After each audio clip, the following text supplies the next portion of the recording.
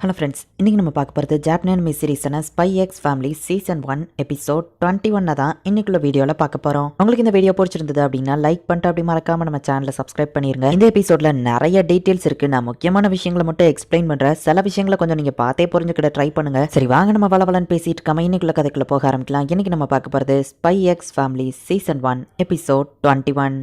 Wise ஏஜென்சியை காமிக்கிறாங்க. ஒரு புது மிஷன் வந்திருக்கு அண்ட் இது ஒரு ஜாயிண்ட் ஆபரேஷன் அப்படின்னு ஹேண்ட்லர் ஒருத்திக்கிட்ட கொடுக்குறா. இவ பேரு ஃபியானா ஃப்ராஸ்ட். இவ்வளவு ஒரு வைஸ் ஏஜென்ட் நம்ம ஹீரோ ஹாஸ்பிட்டல்ல தான் வேலை பார்க்கறா. இந்த மிஷன்ல நீயும் ட்வைலைட்டும் தான் இருக்க போறீங்க. ட்வைலைட் கிட்ட சொல்லிருங்க ஹேண்ட்லர் சொல்லவும் ஆபரேஷன் ஸ்ட்ரிக்ட் எப்படி போகுது அப்படின்னு சொல்லி ஃபியானா கேட்கறா. ஸ்லோ அண்ட் ஸ்டடியா போயிட்டு இருக்கு. இது ஒரு லாங் ஆபரேஷன் தானே ஹேண்ட்லர் சொல்லவும் அந்த டைம் நான் ஃப்ரீயா இருந்திருந்தா ட்வைலைட்க்கு நான் வைஃபா போயிருப்பேன், மிஷன் ஈஸியா இருந்திருக்கும்னு சொல்லவும் இப்போ திடீர்னு வைஃபை சேஞ்ச் பண்ணா ஈடன்ல சந்தேகப்படுவாங்க. ட்வைலைட்டோட இப்ப இருக்கிற வைஃப் ஒரு லோக்கல் ஏரியாவை சேர்ந்தவா. ஸோ ட்வைலைட் மேல யாருக்கும் சந்தேகம் வராது, அதுதான் பெஸ்ட்னு ஹேண்ட்லர் சொல்லவும் ஒருவேளை அவளே வைஃபா இருக்க பிடிக்கலன்னு சொல்லி போயிட்டானா அப்படின்னு சொல்லி ஃபியானா சொல்லிட்டு அங்க இருந்து கிளம்புறா. முட்டாள்தனமா ஏதோ பண்ணிராதா அப்படின்னு சொல்லி ஹேண்ட்லர் சொல்றா. இவளை பார்த்தாலே பயங்கரமா இருக்கு, எப்போ மூஞ்ச உருன்னே தான் வச்சிருக்கா. இவளுக்கு கோல்ட் பிரின்சஸ்ன்னு இன்னொரு பேரும் இருக்கு அப்படின்னு சொல்லி மத்தவங்க பேசிட்டு இருக்காங்க. ஃபியானாவோட கோட் நேம் நைட் ஃபால். இவளோட ஆம்பிஷனுக்காக இவ என்ன வேணா பண்ணுவா. யோர் சமைக்கிறங்கிற பேர்ல கேவலமா செஞ்சு வச்சிருக்கா. ஆம்லேட் கல்ல மாதிரி இருக்க நானியா சூப் எடுத்து குடிச்சா அதுவும் மோசமா தான் இருக்கு. நான் ஒழுங்கா சமைக்கலன்னு அவங்க என்ன வெறுக்க ஆரம்பிச்சிருவாங்களோன்னு யோர் யோசிச்சிருக்கும் போது ஹாலிங் பெல் சவுண்ட் கேக்குது. நீங்க யாருன்னு யோர் கேட்கவும் உங்க ஹஸ்பண்ட் கூட தான் வேலை பாக்குறேன் அப்படின்னு ஃபியானா சொல்லுவா. அவர் வெளியே போயிருக்காருன்னு யோர் சொல்றா. அது தெரிஞ்சுதானே வந்தேன் அப்படின்னு சொல்லி ஃபியானா மனசுக்குள்ள நினைச்சிட்டு அன்னைக்கு ஆனியா ஹாஸ்பிட்டல் வந்தப்போ இதை விட்டுட்டு போயிட்டா அப்படின்னு சொல்லி கொடுக்குறா. சரி லாய்ட் வர உள்ள வந்து உட்காருங்களான்னு யோர் கூப்பிடுவோம். அவ்வளோ சரின்னு உள்ள வரா. அவளை அட்டாக் பண்ணலான்னு பார்த்தா இவளோட ஸ்கில் என்னன்னு தெரியாம நான் எப்படி அட்டாக் பண்றது, அது போக இவ எனக்கு அட்டாக் பண்றதுக்கு ஒரு ஓப்பனிங்கே கொடுக்காம ரொம்ப கேர்ஃபுல்லா உட்காந்துருக்காளே அப்படின்னு ஃபியானா மனசுக்குள்ள யோசிச்சுட்டு அந்த ஆனியா பண்ண பத்தி கேள்விப்பட்டேன், எப்படினாலும் அவ இவளோட பொண்ணு கிடையாதுங்கிறதுனால அவளுக்கு அவளை சமாளிக்க கஷ்டமா தான் இருக்கும் அப்படின்னு சொல்லி ஃபியானா யோசிச்சுட்டு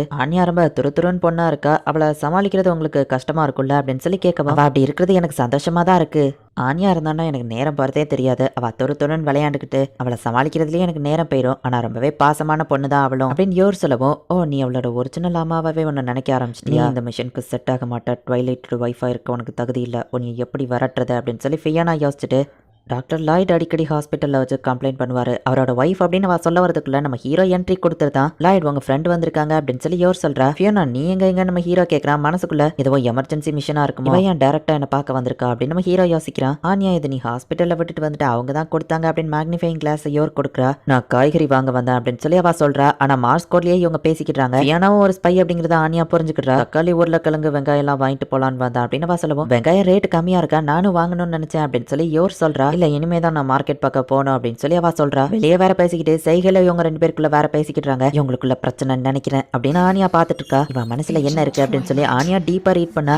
லவ் யூ ட்வைலைட் அப்படின்னு சொல்லி அவ மனசுக்குள்ள இருக்கு. ஆனியா இதை பார்த்துட்டு அப்படியே ஷாக் ஆகி போய் நிக்கிறா. இவளை விட நல்லா சமைப்பேன், நல்லா துவைப்பேன், இந்த மாசம் நான் சம்பாதிச்சது இருந்தாங்க, உங்க நெக்ஸ்ட் டார்கெட் பத்தின எல்லா டீடைல்ஸும் இதுல நான் கலெக்ட் பண்ணி வச்சிருக்கேன், நான் ட்வைலைட்டை இம்ப்ரெஸ் பண்ணி எப்படியாச்சும் கல்யாணம் பண்ணணும் அப்படின்னு ஃபியானா நினைக்கிறா. ஃபியானாவோட கோட் நேம் நைட் ஃபால். இவளோட லட்சியத்துக்காக இவ என்ன வேணா பண்ணுவா. இவ லட்சியமே ட்வைலைட்டை கல்யாணம் பண்ணணுங்கிறது தான் அப்படின்னு ஒரு பேக்ரவுண்ட் வாய்ஸ். ஆனியா ஷாக்கிங்கா நின்னுட்டு இருக்கா. ஆனியா என்னாச்சு அப்படின்னு சொல்லி யோர் கேட்கறா. சரி வாங்க எல்லாரும் காஃபி குடிக்கலாம் அப்படின்னு சொல்லி யோர் எல்லாத்தையும் கூப்பிடுறா.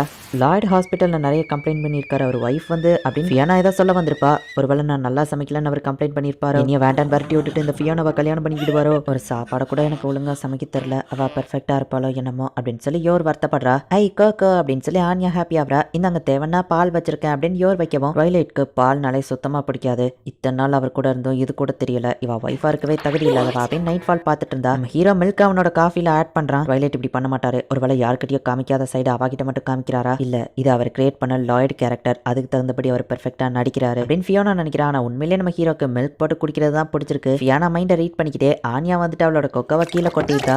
ஆனியா சூடோட கையில எதுவும் படலையே அப்படின்னு கேட்கவும் எனக்கு எதுவும் இல்லை அப்படின்னு ஆனியா சொல்றா. இந்த பொண்ணு நானா இருந்திருந்தா பக்காவா ட்ரைனிங் பண்ணிருப்பேன். இவ என்னடானா கொக்கவை கொட்ட விட்டுட்டு அவளுக்கு எதுவும் ஆச்சான்னு வருத்தப்பட்டு இருக்கா. இதுலயே தெரியுது இவ இந்த ஆபரேஷனுக்கு செட் ஆக மாட்டான்னு. நான் ட்வைலைட்க்கு வைஃபா வந்திருந்தா ஆனியாவை நல்லா படிக்க வச்சிருப்பேன், நல்லா ட்ரைனிங்கும் கொடுத்திருப்பேன், அவ அந்த காஃபியை கொட்டுறதுக்கு முன்னாடி பிடிச்சிருப்பா அப்படின்னு ஃபியானா யோசிச்சுட்டா. ஆனியாவுக்கு கோகோனா ரொம்ப பிடிக்குமா அப்படின்னு சொல்லி கேட்கறா. ஆனியா ஃபியானா மைண்டை ரீட் பண்ணிட்டு வேணும்னே அம்மா நீங்க தான் இருக்கிறதுலயே பெஸ்ட் அம்மா, என்னையவா அப்பாவையும் நல்லா பாத்துக்கிடுறீங்க, எனக்காக நான் கொட்டின கொக்கவெல்லாம் தொடக்கிறீங்க, நீங்க தான் வேர்ல்டுலயே பெஸ்ட் அம்மா அப்படின்னு ஆனியா சொல்றா. யோரதை கேட்டுட்டு ஹாப்பி ஆகுறா. நான் கூட தான் இதெல்லாம் பண்ணுவேன் அப்படின்னு ஃபியானா யோசிச்சுட்டு ஆனியா நான் நெக்ஸ்ட் டைம் வேணா உனக்கு வரும்போது கோகோ வாங்கிட்டு வரட்டுமா அப்படின்னு ஃபியானா கேட்கவும் தெரியாதா இல்ல அதனாலதான் ஆனியா உங்களை பார்த்து பயப்படுறான்னு நினைக்கிறேன் அப்படின்னு யோர் சமாளிக்கிறா. அப்பா அம்மா தான் இருக்கிறதுலயே பெஸ்ட், எனக்கு பெஸ்ட் டாகி இருக்கு, நான் இங்க ரொம்ப ஹாப்பியா இருக்கேன், உண்மையா தான் சொல்றேன், இதுதான் பெஸ்ட் ஃபேமிலி ஃபேமிலி எல்லாரும் ஹாப்பியா இருக்கும் அப்படின்னு ஆனியா சொல்லவும், லாய்ட் கண்டிப்பா நான் நல்லபடிக்கு ட்ரை பண்றேன். ஆனியா கோகோவை கொட்டினாலும் நான் எத்தனை மட்டும் நாளும் துடைப்பேன் அப்படின்னு யோர் சொல்லவும், இவ ஏன் சம்பந்தம் இல்லாம சொல்றா அப்படின்னு லாய்ட் யோசிச்சுட்டு சரின்னு சொல்றான். அவ கோகோவை சிந்தாம பாத்துக்கிட மாட்டேன் அப்படின்னு சொல்லி ஃபியானா நினைக்கிறா. யோர் நீ இப்பவே இந்த ஃபேமிலிக்காக நிறைய ஹார்ட் ஒர்க் பண்ற, அதனாலதான் ஆனியா கொண்டு பிடிச்சிருக்கு. சோ அதிகமாலாம் ஸ்ட்ரெயின் ஒர்க் எதுவும் இன்னும் பண்ண தேவையில்லை அப்படின்னு நம்ம ஹீரோ சொல்லவும், உண்மையா தான் சொல்றீங்களா அப்படின்னு யோர் கேக்குறா. ஒரு உண்மையான ஸ்பை தன்னோட எமோஷனை ஃபேஸ்ல காமிக்க மாட்டான் அப்படின்னு நம்ம ஹீரோ ஃபியானாவை ட்ரெயின் பண்றப்ப சொல்லியிருப்பான். Army general, black market rowdy, உங்களை எத்தனையோ கெட்டப்ல பாத்திருக்கேன், ஆனா இந்த ஸ்மைல்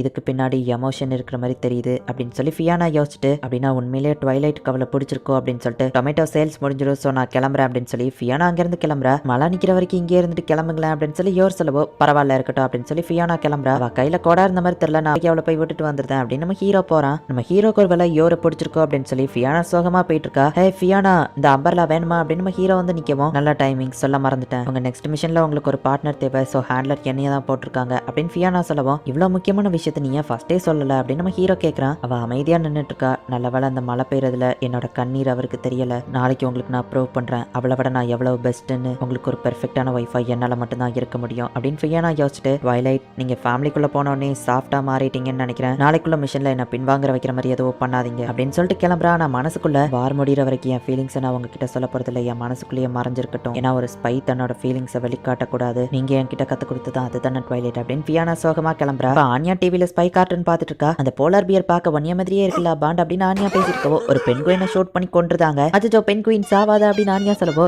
ஆனியா பிரஷ் பண்ணிட்டு போய் தூங்குன்னு சொன்னேன், இந்த கார்ட்டூன்லயே இவ்வளவு டார்க்கா காமிக்கிறாங்க அப்படின்னு நம்ம ஹீரோ நினைக்கிறான். பெண் குயின் ஏன் கூடயே சேஃப்டியா தூங்கிட்டு ஆனியா சொல்லவோ, சரி நம்ம ஹீரோ கொடுக்குறான். பெண் குயின் டேஞ்சர் அப்படின்னு சொல்லி அந்த டாக் பாக்குது. அச்சோ ஏஜென்ட் பெண் குயின் இறந்து போயிடுச்சு அப்படின்னு ஆனியா கத்திட்டு இருக்கா. இது ஏதோ கடிச்சு வச்ச மார்க் மாதிரி இருக்கேன்னு நம்ம ஹீரோ பாக்குறான். ஆனியா டாகிய பாக்கும்போது அது திரும்பிக்கிடுது. அது மைண்ட் ஆனியா ரீட் பண்ணிட்டு, நீ தானே ஒன்னு சும்மா விட மாட்டேன், என் மூஞ்சிலேயே முழிக்காத, எனக்கு பிடிக்கலன்னு சொல்லவோ டாக் ஷாக் ஆகுது. சரி கவலைப்படாத ஆனியா, அம்மா உனக்கு இதை தச்சு சரி பண்ணி தரேன் அப்படின்னு சொல்லி யோர் சொல்றா. ஆனா தைக்கிறங்கிற பேர்ல யோர் அதை இன்னும் மோசமா தான் மாத்துதா. அச்சோ பெண் குயின் இப்பதான் இன்னும் அதிகமா இறந்து போன மாதிரி இருக்கு அப்படின்னு ஆனியாலவும், புதுசு வாங்கிக்கலாம் நம்ம ஹீரோ சொல்றான். அப்பா எனக்கு முதல்ல கொடுத்த ஏஜென்ட், இந்த ஏஜென்ட்டை நான் சாக விட மாட்டேன் அப்படின்னு ஆனியா சொல்லவும், சரி கவலைப்படாத ஆனியா, நான் இதை சரி பண்ணி தரேன் அப்படின்னு நம்ம ஹீரோ இப்ப அதை ஸ்டிச் பண்ணிட்டு இருக்கான். பாண்டுமே போயிட்டு ஷெல்ஃப்ல இருந்து எதையோ எடுக்குது. பாண்ட் என்ன பண்ணுது அப்படின்னு சொல்லி நம்ம ஹீரோ பார்த்துட்டு சரி அப்படின்னு சொல்லி விட்டுருதான். ஆனியாவா ரூம்ல உட்காந்து அழுதுகிட்டே இருக்கா. மிஸ்டர் பெண் குயினுக்கா பாத்தியாச்சு அப்படின்னு நம்ம ஹீரோ கொண்டு வந்து கொடுக்குறான். இது உடம்பெல்லாம் ஏன் இப்படி இருக்குன்னு கேட்கவோ, இதெல்லாம் வீர தழும்புகள், வாருக்கு இது போயிட்டு வந்திருக்குல்ல, இந்த தழும்புகள்லாம் மெடல் ஆஃப் ஹானர் மாதிரி அப்படின்னு நம்ம ஹீரோ சொல்றான். இப்ப பாண்ட் அந்த இடத்துக்கு வருவோம், நீ ஏன் இங்க வந்த அப்படின்னு சொல்லி ஆனியா கேட்கவும், பீனட்ஸை தூக்கி அதை வைக்குது. அதோட மைண்டை ரீட் பண்ணிட்டு, ஓ பீனட்ஸை கொடுத்து சாரி கேட்கலான்னு வந்தியா அப்படின்னு ஆனியா பாக்குறா. இன்றைய எதிரி நாளைய நண்பன் பான்மன்ல சொல்லியிருக்காங்கல்ல அப்படின்னு நம்ம ஹீரோ சொல்லவோ, ஆமா எபிசோட் 18ல சொல்லியிருக்காங்க, அப்ப அது கூட ஃப்ரெண்ட் ஆயிரம் நம்ம ஹீரோ சொல்றான். பீனட்ஸ் கொடுத்து சாரி கேட்டதுனால நான் சமாதானமாகறேன் அப்படின்னு ஆனியா சொல்லிட்டு, நான் என்ன பிடிக்கலன்னு சொன்னது மனசளவுல சொல்லலன்னு சொல்லவோ, இப்ப ஆனியாவை போய் அதை நக்குது. திரும்பவும் இவங்க சேர்ந்துட்டாங்க அப்படின்னு ஆனியா சொல்றா. ஈஸ்ட் அண்ட் வெஸ்டோட ப்ராப்ளமும் இதே மாதிரி முடிஞ்சா நல்லா இருக்கும் அப்படின்னு நம்ம ஹீரோ நினைக்கிறான். இந்த இடத்துல இந்த எபிசோட் முடியுது. சோ ஃபியானா வந்து நம்ம ஹீரோவை லவ் பண்றா. பட் யோர் இருக்கிறத பார்த்துட்டு நம்ம ஹீரோக்கு ஒரு வேலை யோரை பிடிச்சிருக்கோம் அப்படின்னு சொல்லி ஃபியானா சோகமா இருக்கிறா. யோரை எப்படியாச்சும் இந்த ஃபேமிலியை விட்டு விரட்டி விட்டுறணும் அப்படிங்கிறதுக்காக தான் ஃபியானா வந்திருப்பா. ஃபியானா நினைச்ச மாதிரியே சின்னதா பத்த வச்சுட்டு போயிட்டா. இப்ப யோருக்கு வந்துட்டு ஃபியானா நம்ம ஹீரோவோட லவரா இருக்க சான்ஸ் இருக்கோ, தன்னை கழட்டி விட்டுட்டு இந்த ஃபியானாவை கல்யாணம் பண்ணிக்கிடுவாரோ அப்படின்னு சொல்லி யோருக்கோ ஒரு பயம் வந்துடுச்சு. ஃபியானாவோட மைண்டை ரீட் பண்ணி ஆனியா இதை புரிஞ்சுக்கிட்டா. நீலாம் ஒண்ணு எங்க குடும்பத்துக்கு தேவையில்லை, எங்க ஃபேமிலி ஆல்ரெடி நல்லா தான் இருக்கு அப்படிங்கிற மாதிரி ஆனியா இன்டைரக்டா ஃபியானா கிட்ட சொல்லியிருப்பா. நெக்ஸ்ட் எபிசோட் தான் இன்னும் வேற லெவலில் சூப்பரா போக ஆரம்பிக்கும். ஸோ மிஸ் பண்ணாம பார்த்து என்ஜாய் பண்ணுங்க. அண்ட் உங்களுக்கு இந்த வீடியோ பிடிச்சிருந்தது அப்படின்னா லைக் பண்ணிட்டு அப்படி மறக்காம நம்ம சேனலை சப்ஸ்கிரைப் பண்ணிருங்க. தேங்க்யூ ஃபார் வாட்சிங். Bye guys. நெக்ஸ்ட் எபிசோட்ல மீட் பண்ணலாம்.